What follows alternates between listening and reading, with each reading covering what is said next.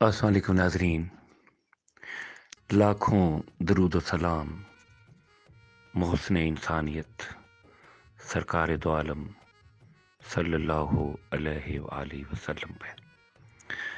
اس سے پیشتر ہم نے مصطفیٰ جان رحمت کے اس نئے پروگرام میں انداز بیاں کے حوالے سے شعر اقبال کے معروف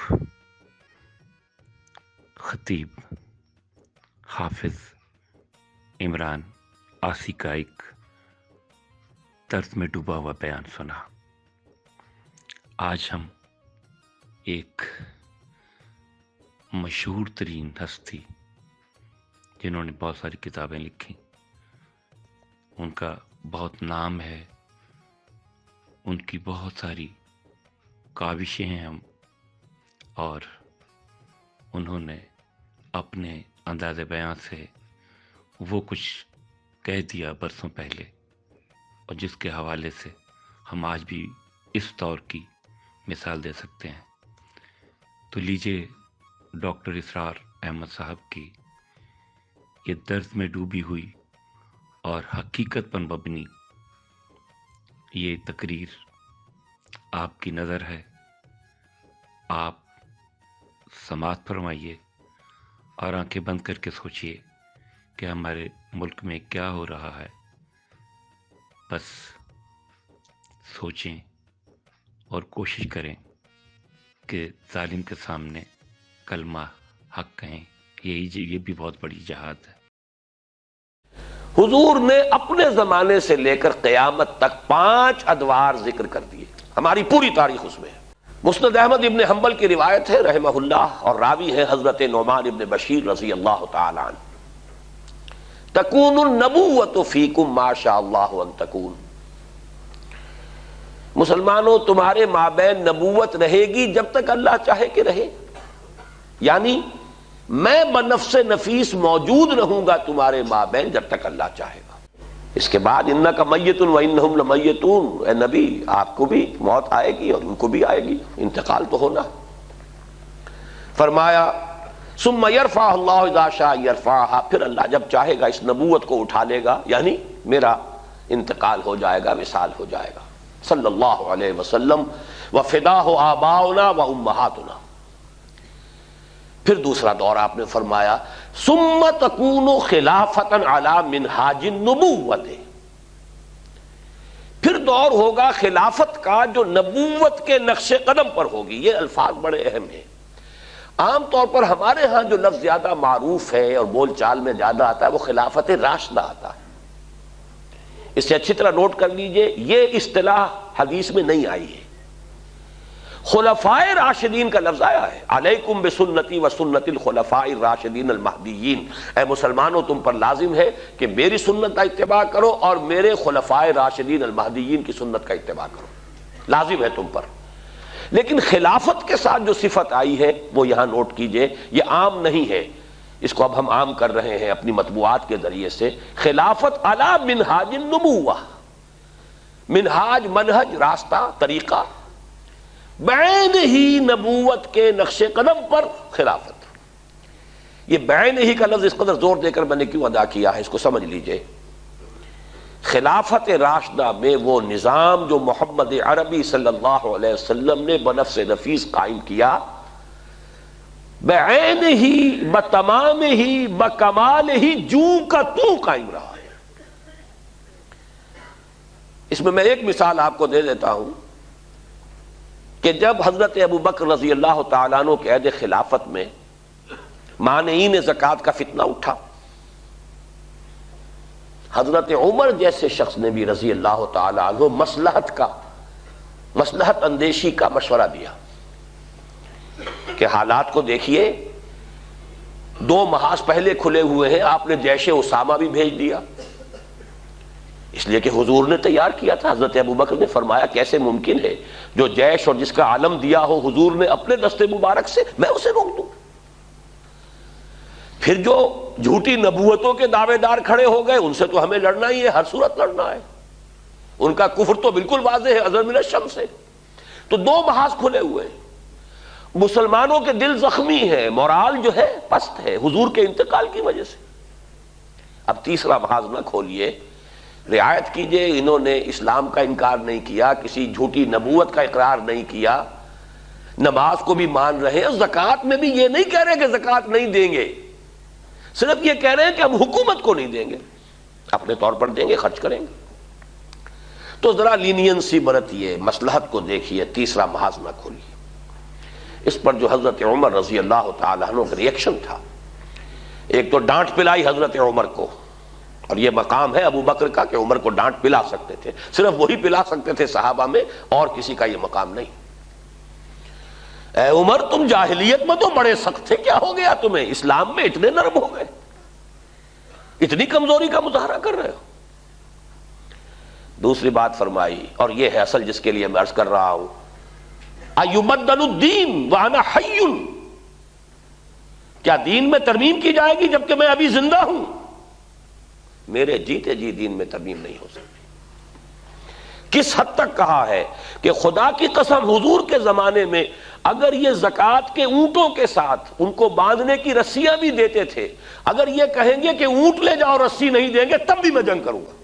تو حضرت ابو بکر کی آپ دیکھیے فصاحت اور بلاغت کی بھی انتہا ہے، اس سے زیادہ تاکید کا کوئی اسلوب ہو نہیں سکتا تھا کہ اگر صرف رسی دینے سے انکار کریں گے، اب آپ بتائیے کہاں اونٹ کی قیمت، کہاں اس رسی کی قیمت؟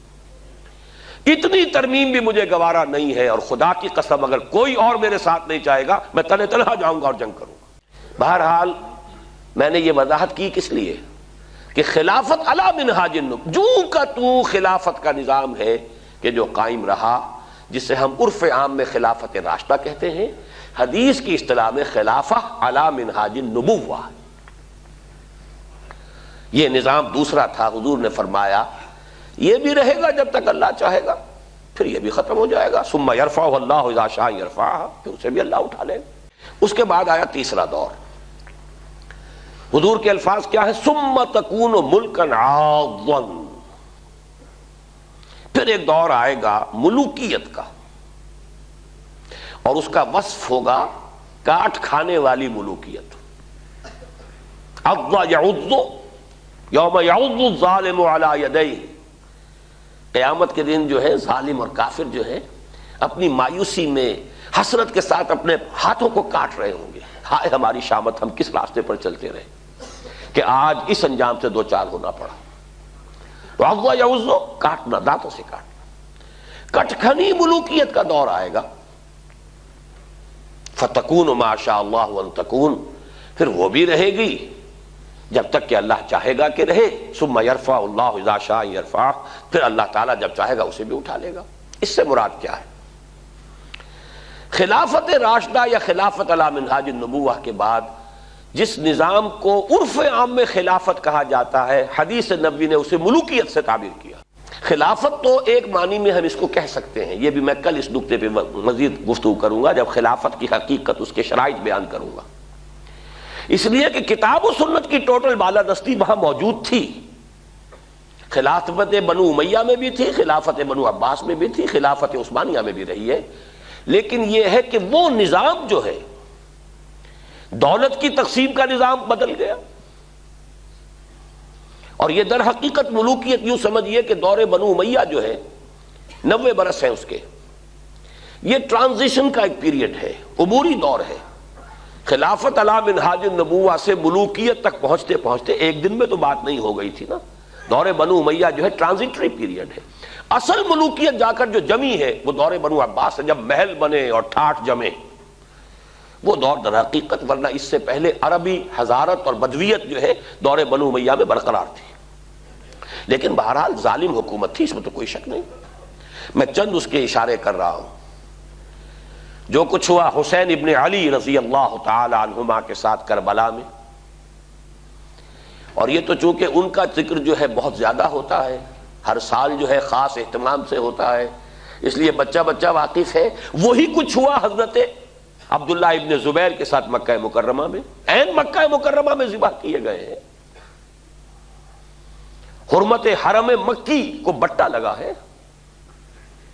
پھر واقعہ ہررا ہوا ہے، 3 دن تک مدینے کو لوٹ مار کیا گیا، اور مدینے کے اندر خواتین کی بے حرمتی ہوئی، واقع حرہ، حرم نبوی جو ہے اس کی بے حرمتی ہوئی.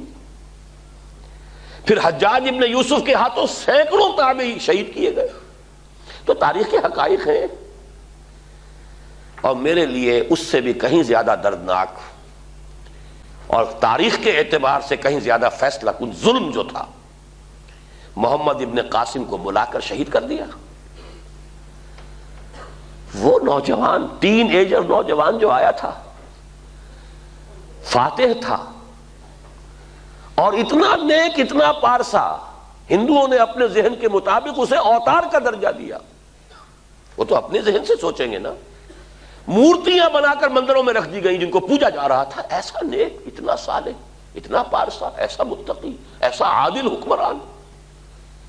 اگر کہیں انہیں موقع مل گیا ہوتا تو اسی وقت ہندوستان پورا فتح ہو جاتا. لیکن ملوکیت کو سب سے بڑا خطرہ لاحق ہو جاتا ہے. اگر کوئی شخص اتنا پاپولر ہو گیا تو ہمیں خطرہ ہے، ہمارے اقتدار کو خطرہ ہے. وہاں تو سوچنے کا انداز یہ ہوگا کیا جرم تھا محمد ابن قاسم کا. تاریخ خاموش ہے. بے گناہ بلایا گیا،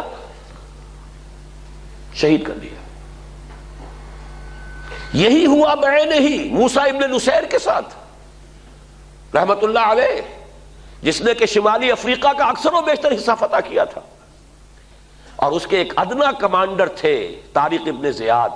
طارق جو بر کنارہ اندلس سفینہ سوخت، جس نے پورا جو ہے آئیبیرین پیننسولا فتح کیا ہے. موسیٰ ابن نصیر کو بھی بلا کر جان بخشی کر دی گئی. بوڑھے تھے بہت، ورنہ یہ کہ اتنا ذلیل کیا گیا ہے، تیز دھوپ میں کھڑا رکھا گیا ہے، بے ہوش ہو کر نیچے گرے. خطرہ دونوں سے ایک ہی بات کا تھا کہ ہماری بادشاہت کو ان افراد کی یہ پاپولیرٹی جو ہے اس سے خطرہ لاحق ہو گیا. یہ ہے وہ، ابھی تو یہ دور میں ابھی بنو امیہ کی بات کر رہا ہوں ساری. پھر جو بھی ٹھاٹھ جمے ہیں اور جو عیش ہوئے ہیں، اور کوہ قاف کا سارا نسوانی حسن جو ہے جو بغداد کے محلوں میں آیا ہے، پھر رقص و سرود جو بھی ہوا ہے، سب کچھ سب کو معلوم ہے. الف لیلہ جو ہے بغداد کی 1000 راتیں جو ہے، یہ ساری کی ساری داستانیں ذہن میں رکھ لیجئے. یہ ہے بہرحال تیسرا دور. چوتھا دور آپ نے فرمایا ثم تکون ملکا جبریا، پھر ایک اور ملوکیت آئے گی اور وہ ہوگی مجبوری والی ملوکیت. چونکہ ہمارے پاس کوئی گواہی موجود نہیں ہے کہ اس کا فرق حضور سے پوچھا گیا ہو کہ حضور یہ دونوں ملوکیتوں کا کیا فرق ہے. ملوکیت کاٹ کھانے والی ملوکیت، اور پھر چوتھا دور ہے ملوکیت جبری ملوکیت. تو آپ نے کیا جواب دیا؟ کوئی ریکارڈ نہیں ہے، نہیں معلوم اس وقت کیا سمجھا گیا. آج ہمارے سامنے روز روشن کی طرح واضح کہ اس سے مراد کیا ہے. پہلا ملوکیت کا دور وہ تھا کہ ملوک مسلمان تو تھے، کلمہ گو تو تھے. پھر ملوکیت جو آئی ہے ہم پر وہ غیر مسلموں کی حاکمیت اور غلامی، western imperialism, European powers, colonial powers, برطانیہ کے غلام، فرانس کے غلام، اٹلی کے غلام، ولندیزیوں کے غلام. یہ غلامی، یہ چوتھا دور ہے جس کی کہ حدیث میں خبر دی گئی. یہاں میں اس وقت صرف اشارہ کر رہا ہوں، تفصیل سے آج ہی بعد میں عرض کروں گا. یہ چوتھا دور ابھی ختم نہیں ہوا. ایک اعتبار سے ختم ہوا ہے، ایک اعتبار سے جاری ہے. ختم اس اعتبار سے ہوا ہے کہ ڈائریکٹ رول، براہ راست غلامی ختم ہو گئی. تماشا دکھا کر مداری گیا، انگریز اور اس کے فوجی گئے، فرانسیسی گئے، ولندیزی گئے، اطالوی گئے، سب گئے. ڈائریکٹ رول ختم، اس اعتبار سے ختم ہوا. لیکن انڈائریکٹ رول برقرار ہے. رول بائی پراکسی یا ریموٹ کنٹرول، سب ان کے شکنجے میں. ہماری معیشت ان کے شکنجے میں، ہمارے وسائل ان کے قبضے میں، ہمارے ذہن ان کے قابو میں. اور اب تو جس درجے CNN اور نہ معلوم کس کس کے ذریعے سے ہمارے ذہنوں کے اوپر جو بھی جبر آ رہا ہے، کہاں بچ کر جائے گا؟ کون بچ سکے گا؟ پھر یہ کہ اس سے پہلے ابھی ہم تہذیبی انداز میں غلام، علم میں بھکاری، ٹیکنالوجی میں بھکاری، ان کے دست نگر، تو در حقیقت یہ چوتھا دور جزوی طور پر ختم ہوا ہے، لیکن در حقیقت معنوی اعتبار سے ابھی اس کا تسلسل جاری ہے۔ میں نے اکثر جگہوں پر اس کو کراچی کے حوالے سے بیان کیا۔ کراچی میں لانڈھی، کورنگی، شاید یہی معاملہ ہوگا، اور جو یہ نیو کراچی وغیرہ میں بھی جو بس سٹاپس آتے ہیں، 3 نمبر، پھر 3.5 نمبر، پھر 4 نمبر، پھر 4.5 نمبر، پھر 5 نمبر، تو ہم 4.5 نمبر پر کھڑے ہیں اس وقت۔ چوتھا دور ایک درجے میں ختم ہوا ہے، ایک درجے میں ابھی باقی ہے، اس پر میں بعد میں عرض کروں گا۔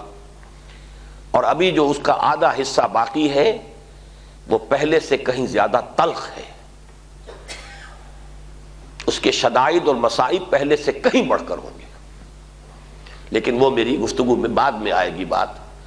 اب آئے ہم آخری دور پر، حضور نے فرمایا بہرحال اس کو بھی ختم ہونا ہے، ثم یرفعہ اللہ اذا شاء یرفع، پھر اس دور کو بھی اللہ اٹھا لے گا جب چاہے گا کہ اٹھا لے۔ ثم تکون خلافتا علی منہاج النبوہ، پھر دور آئے گا خلافت علی منہاج النبوہ کا۔ یہ ہے وہ نوید جاں فضا، یہ ہے وہ خوشخبری موجودہ مایوس کن حالات میں، تقریباً ناقابل یقین حالات کے اعتبار سے، فیکٹس آن دی گراؤنڈز کے اعتبار سے تو بالکل کہیں اس کے سان گمان نہیں، آس پاس کا کوئی امکان نہیں، لیکن واقعہ یہ ہے کہ یہ محمد الرسول اللہ صلی اللہ علیہ وسلم کا فرمان ہے، ثم تکون خلافت علی منہاج النبوہ، پھر خلافت علی منہاج النبوہ کا دور آئے گا۔ اس کے بعد راوی فرماتے ہیں حضرت نعمان بن بشیر، ثم سکت رسول اللہ صلی اللہ علیہ وسلم، یہ فرما کر حضور خاموش ہو گئے۔ خاموش کیوں ہو گئے؟ کہ اس کے بعد دنیا کا خاتمہ ہے،